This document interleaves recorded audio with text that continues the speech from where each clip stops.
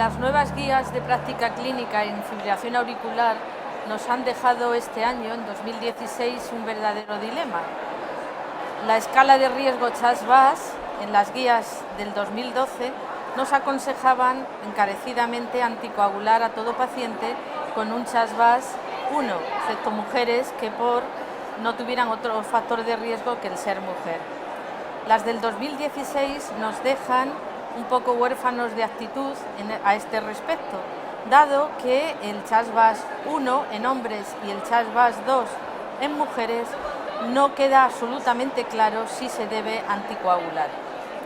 Deja a criterio del médico y del profesional la decisión, pero sí que podemos avanzar que no todos los factores o las variables que se incluyen en la escala de riesgo CHAS-VAS tienen el mismo peso, y así podemos afirmar que pacientes que identificamos como de bajo riesgo, 1 en varones, 2 en mujeres, se deberían anticoagular si la edad está entre 65 y 70 años, porque esto sí es un factor de riesgo que implica alto riesgo, o cuando la aurícula es mayor de 45 milímetros, o incluso cuando la fibrilación auricular es permanente, es decir, no paroxística.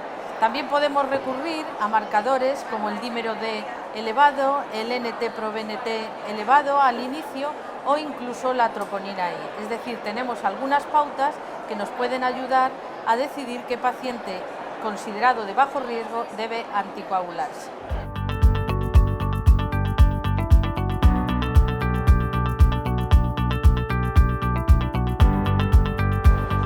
Sin rodeos, sí, los pacientes de alto riesgo de sangrado, por ejemplo, un Hash-Bless mayor o igual a 3, debe anticoagularse. El riesgo de un ictus es superior al de sangrado. De hecho, la fibrilación auricular no solamente se acompaña de ictus, sino que la mortalidad, por ejemplo, en el primer mes, en el cuarto mes, incluso durante el primer año, es altísima. Quizás sea porque hay mucha comorbilidad que acompaña la fibrilación auricular.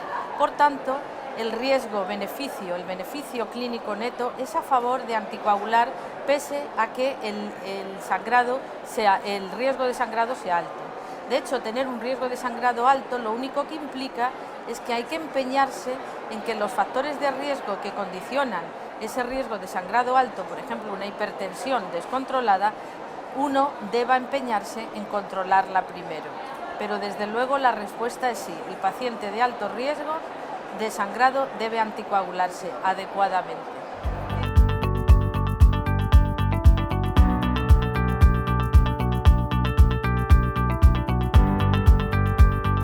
Bueno, nos movemos con esta pregunta en un escenario en el que no tenemos evidencias científicas sólidas que nos ayuden a decidir la mejor actitud terapéutica en nuestro paciente. Tenemos que recurrir a pequeños estudios, registros y a opinión de expertos y realizar un consenso para evitar la variabilidad clínica de lo que debemos hacer. Quizás lo más razonable es utilizar una triple terapia, es decir, 2 antiagregantes y un anticoagulante en pauta corta tras el episodio de síndrome coronario agudo, al menos durante un mes.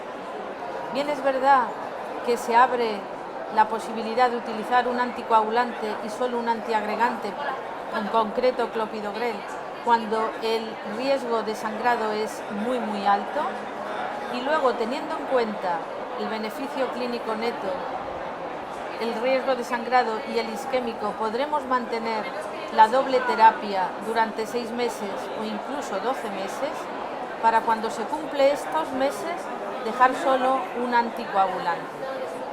Evidentemente tenemos también por delante un futuro, y el futuro es que tenemos muchos estudios bien randomizados que nos están testando los nuevos antiagregantes, prasugrel y ticagrelor, los anticoagulantes directos en este escenario, y quizás dentro de un año podamos dar respuestas basadas en evidencias más concretas para el escenario que la pregunta plantea. De momento es lo que tenemos, nada más que un consenso de expertos.